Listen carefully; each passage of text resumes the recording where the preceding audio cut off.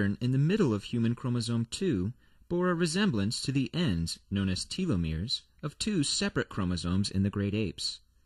Using evolutionary theory, the researchers hypothesized that human chromosome 2 must have resulted from the fusion of two separate chromosomes that would have been present in the common ancestor of humans and the other great apes. This is a perfect illustration of why evolution is considered a real science. Molecular geneticists were now able to use evolutionary theory to predict what they should find if their hypothesis was correct. In 1991, researchers tested the chromosome fusion hypothesis by sequencing the previously discovered telomere region in the middle of human chromosome 2. What they found were stretches of DNA that are normally found in telomeres. This discovery confirmed the fusion hypothesis. A year later, researchers detected an inactivated centromere sequence in human chromosome 2. Chromosomes usually only have one centromere. The second centromere sequence was located right where expected based on the corresponding chromosome in chimpanzees.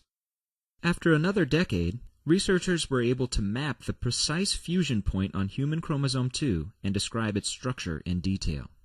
Finally, in 2005, researchers published the definitive study describing the initial sequence of the chimpanzee genome.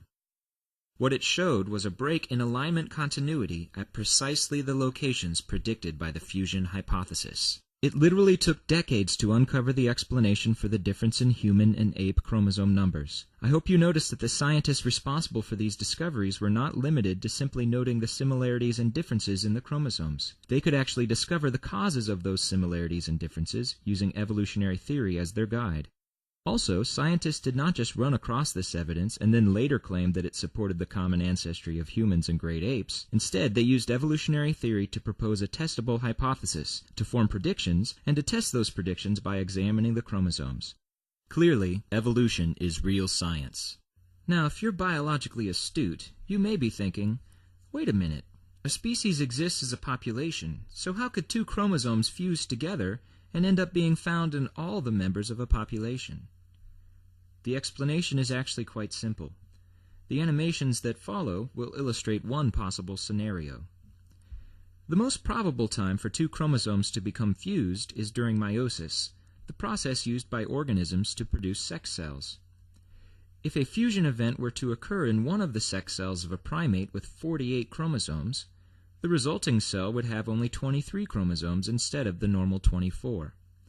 If this cell went on to be involved in fertilization, the resulting offspring would have only 47 chromosomes. This primate with 47 chromosomes still has all the genes necessary for survival. In fact, it very likely would have been indistinguishable from other members of the population. But this primate would have produced sex cells with either 24 or 23 chromosomes. When this individual reproduced with a normal individual, approximately half of the resulting offspring would also have 47 chromosomes. The next part of the explanation may seem a little freaky because it involves inbreeding. Recent estimates indicate that early human populations were likely very small.